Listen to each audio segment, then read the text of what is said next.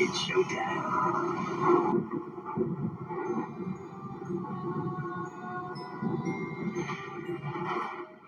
Growing up, I always had an interest in the grim and creepy, and I still really do nowadays. But when I discovered the Goosebumps books written by R.L. Stine, I was immediately hooked, and I still have quite a few of them, as you can see. I also have the Goosebumps movie, which came out a couple of years ago starring Jack Black, and a few of the original episodes from the first Goosebumps show that came out. So when I found out that Halloween was doing a special and also Disney Plus was also premiering episodes of the new Goosebumps show, I was super excited to check things out. This new show stars Justin Long, Miles McKenna, Anna Yi Pugh, Rachel Harris, Isa Brunies, and Zach Morris. Now, of course, as this is just a 5-episode premiere, we only have a couple episodes to go through, but I will list off the episodes that are currently available to be watched on either Hulu or Disney Plus. And that is Say Cheese and Die, Go Eat Worms, The Haunted Mask, The Cuckoo Clock of Doom, and Reader Beware. When it comes to characters, this show isn't anything special with its characters. Just a stereotypical group of high school kids. You got your kid that's gay, you got your kid that nobody really notices, you got your kid that's a jock and he's popular, and you got your kid that is just a dumbass. And then you got your teacher. This is where it gets interesting. You got your teacher who's possessed by a kid who died years ago.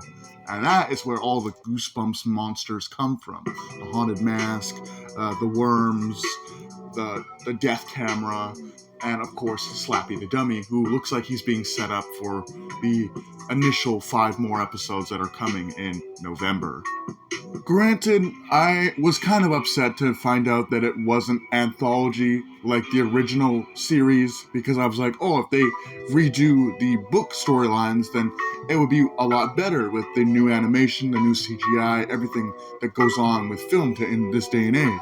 Better than what happened in the 90s and 80s, where it was really bad, just very basic visual effects and practical effects.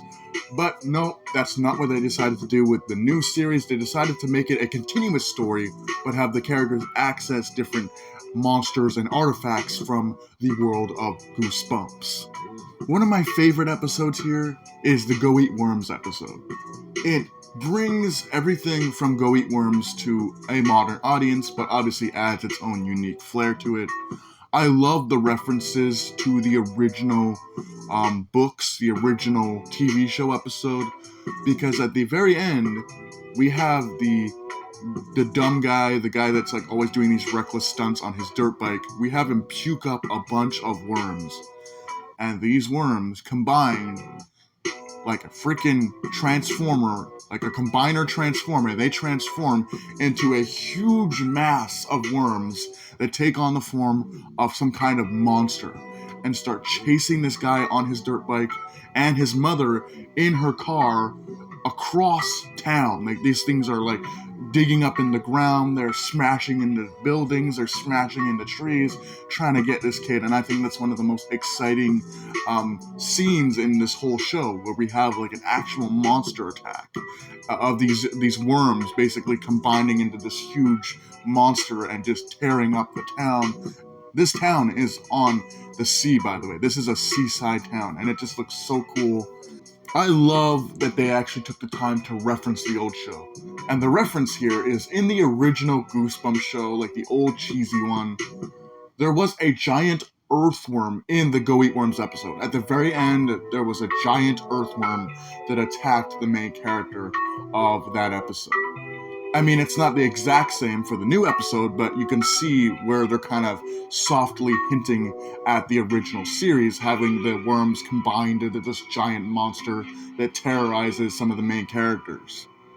The vibe I get from this show is R.L. Stein's The Haunting Hour on steroids.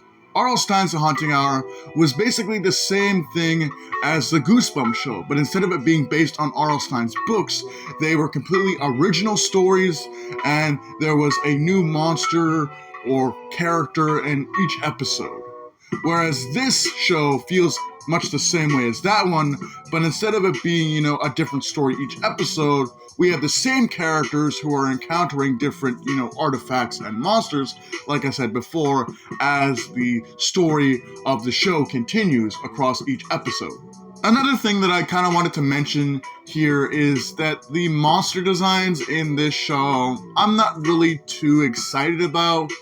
I mean, you have the death camera, you have the haunted mask, you have Slappy, the Cuckoo Clock of Doom, all of these iconic, artifacts and Goosebumps monsters and characters and villains. They don't really look like the cover art of the books, and I don't think they're really designed to.